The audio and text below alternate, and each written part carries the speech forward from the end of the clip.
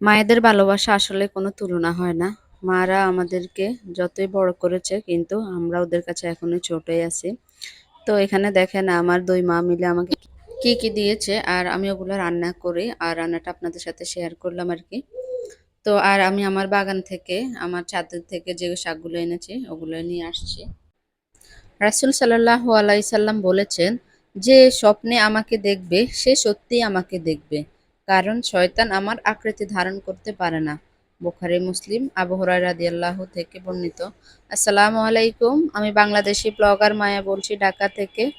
কে কোথায় থেকে আমার এই ভিডিওটি দেখছেন? আশা করি সকলেই ভালো আছেন। আমিও আল্লাহর রহমতে ভালো আছি। তো দেখেন বন্ধুরা, আমি আজকে অনেক দিন পরে ছাদে গেলাম। গিয়ে দেখি মাশাআল্লাহ আমার ছাদে অনেকগুলা শাক হয়ে রয়েছে। তো আমি এখন এই শাকগুলো নিয়ে নিবো আরকি। তো দেখেন পাতাগুলো অনেক বড় হয়েছে।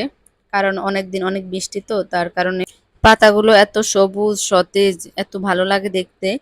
তো আমি অনেকক্ষণ শুধু এগুলার দিকে চেয়েছিলাম। কারণ আমার কাছে অনেক ভালো লাগে। আরো নিজে এগুলা রুকেছি। এই কারণে আরেকটু মায়া বেশি আরকি। তো দেখেন কলমির শাকগুলো অনেক বড় হয়ে গেছে। আর একটা আমি বেগুন গাছ লাগাইছি কিন্তু এখনো ওতে বেগুন ধরে না। ফুল ধরে আবার ফুলগুলা ঝরে যায়। কেন এটাও জানি না।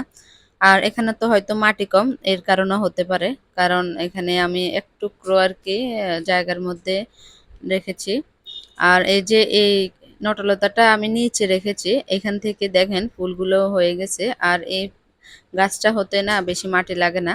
আর আমি এখানে এই যে দেখেন তরকারি শুকলা দিতে এখানে আমি পপন কিছু ৪-৫টা পপন ছিল মনে হয়। এগুলা থেকে এখন দেখেন ৫টা গাছ উঠছে।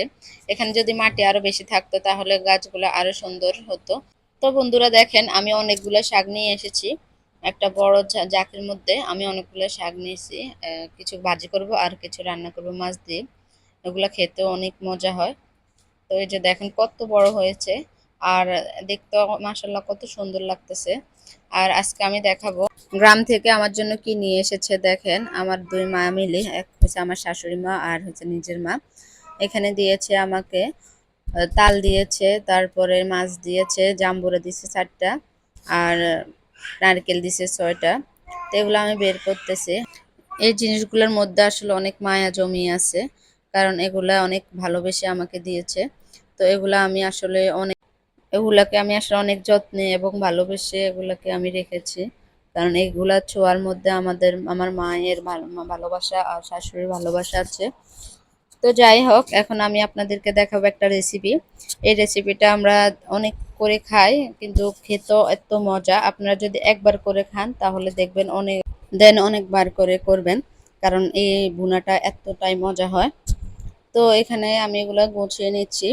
আর আমি ঠিকঠাক করে নিচ্ছি আরকি। আর এখন মাছগুলা বের করব। অনেকগুলাই মাছ দিয়েছে। তো আমি এগুলা ফ্রিজে রেখে দেব।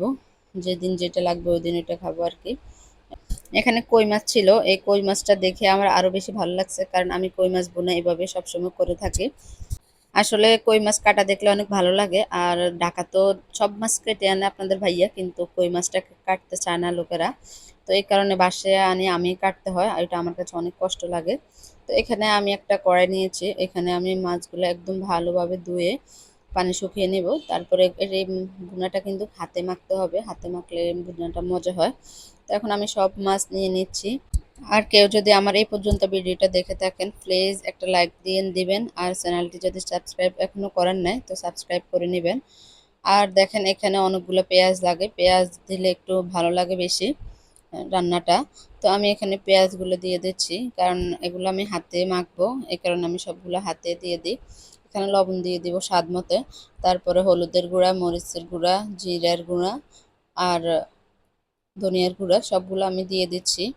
আমার এই বক্সেটাতে রেখে আমার অনেক সুবিধা হয় কারণ বারবার বয়ামের মুখ খুলতে হয় না, একবারেই হয়ে যায়। আমার কাছে অনেক ভালো লাগে, অনেক উপকারী একটা একটা বক্স, এটা অনেক ভালোই লাগে।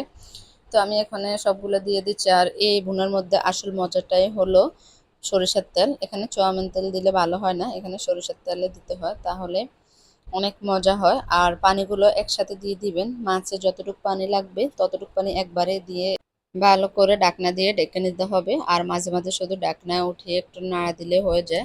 এটার মধ্যে আর দ্বিতীয়বার পানি লাগে না। তো আপনারা যদি দেখেন ভালো লাগে তাহলে একবার করে দেখতে পারেন। আমার একান্তই বিশ্বাস এটা একবার না আপনাদের বারবার খেতে ইচ্ছে করবে। এতটাই মজা হয়, লোভনীয় হয়। তো আমি ভালোভাবে দেখেন মেখে নিচ্ছি। এখন ভালো করে মাখার পরে আমি এখানে পানি দিয়ে দিব। তো দেখেন এই মাখাটা হলো আসল। মাখতে মাখতে দেখেন একদম মাছের গায়ে সব মশলা লেগে গেছে। তো এটাই কিন্তু আসল মজা। তো বন্ধুরা চলেন গীবত নিয়ে কিছু বলি। মাসুদা সুলতানা রুমির বইগুলো পড়তে অনেক ভালো লাগে। তো ওখান থেকে আপনাদেরকে কিছুটা বলে আমি। গীবতের সংজ্ঞা হচ্ছে কোনো ব্যক্তি অনুপস্থিতিতে তার সম্পর্কে এমন কথা বলা যা শুনলে সে অপছন্দ করবে। স্বয়ং রাসূল সাল্লাল্লাহু আলাইহি সাল্লাম থেকে এই সংজ্ঞা বর্ণিত হয়েছে। হযরত আবু হুরায়রা রাদিয়াল্লাহু থেকে বর্ণিত, রাসূল সাল্লাল্লাহু আলাইহি সাল্লাম ইরশাদ করেছেন, গীবত হচ্ছে তুমি তোমার ভাইয়ের কথা এমনভাবে বলবে যা তার কাছে অপছন্দনীয়। প্রশ্ন করা হলো, আমি যা বলছি তা যদি আমার ভাইয়ের মধ্যে সত্যিই থাকে, তাহলে তিনি বললেন, তুমি যা বলছো তা যদি তার মধ্যে থাকে, তাহলে তো তুমি তার গীবত করলে। আর যদি তার মধ্যে এটা না থাকে তাহলে অপরাধ করলে। মুসলিম, আবু দাউদ।